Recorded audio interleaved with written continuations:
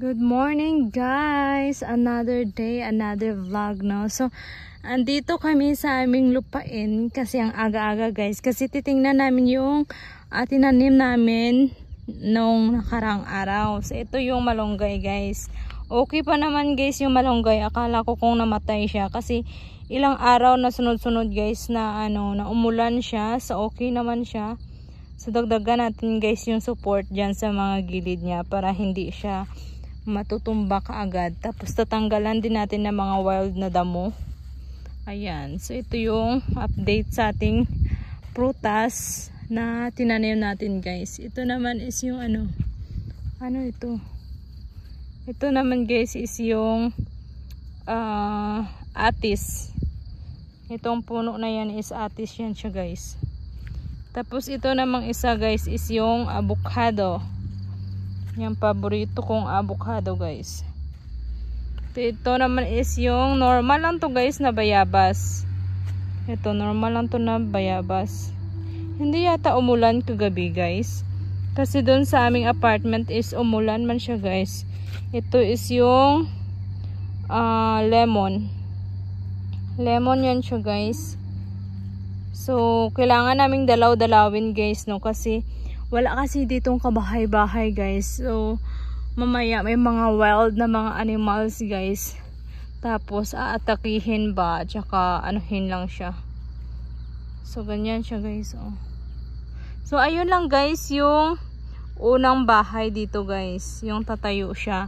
So may siguro guys by next year is okay na yan siya guys.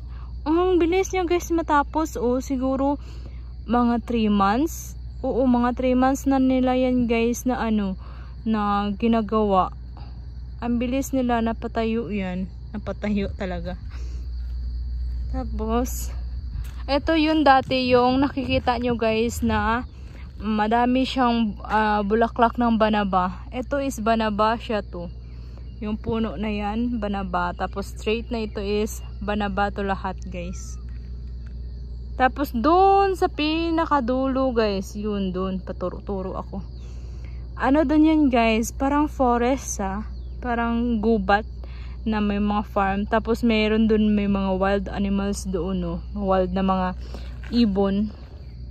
So dito ako dati guys nang harvest ng mangga. Diyan oh. Madaming mangga dito dati guys. So wala pang kaaraw-araw guys. Sabi ko dito na lang ako mag-workout guys. Dito na lang ako mag-jogging. Kaso lang, wala pang init. Wala pang araw. Ayan. Maganda na to siguro guys kapag may kabahay-bahay na. So itong area na to is gagawin nilang playground. Playground to guys. Ito ng mga kids. Tapos ayan, supply ng kuryente. Ayan yung kanilang supply. Tapos meron dun sa kabilang village. Sa kabila nito guys, may nakaano kasi dito ng mga mangga. Sa kabila niyan guys is another subdivision. Kung nakikita nyo yan yung bahay na yan is ibang subdivision din yan yun guys. Magkatabi siya. May katabi kami. Pero ito lang yung sa amin. Ito lang subdivision is wala pa masyadong bahay.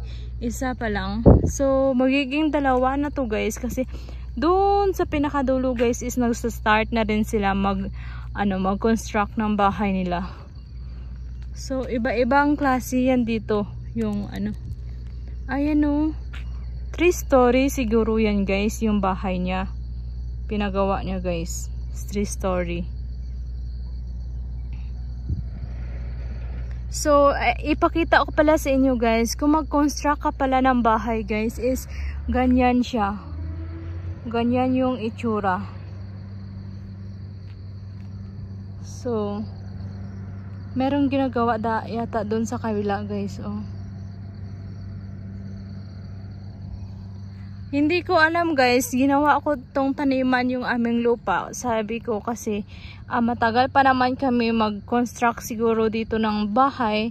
So sayang naman nakatenga yung aming lupain. Kaya tinaniman ko guys ng ng prutas. Pero lalaki lalaki kasi to next time guys, yung prutas na ito siguro na tinanim namin. Pero hindi naman to siguro guys ano, kasi malayo naman yung mga agwat nila oh. Tapos ititrim ko lang para hindi siya masyadong tataas guys. So update ko kayo maya guys, kasi malamig dito guys. Kung nakikita inyo is parang medyo foggy siya. Malamig na siya ngayon. Wala din siyang araw ngayon guys. Mag 8 o'clock na. So siguro mga mga more than half hour kami nakabiyahe papunta dito guys. Malayo din siya guys. Ano din siya, kalahating oras. More than kalahating oras yung biniyahe namin papunta dito lang. Gusto ko sana itanim to kasama to sa namin sa binili namin. Kaso tumakbo kami lang nung time na yun kasi umulan siya guys. Guys, naaliw ako dito sa aso na to guys. Ay, umalis na. Doggy. Doggy. Doggy.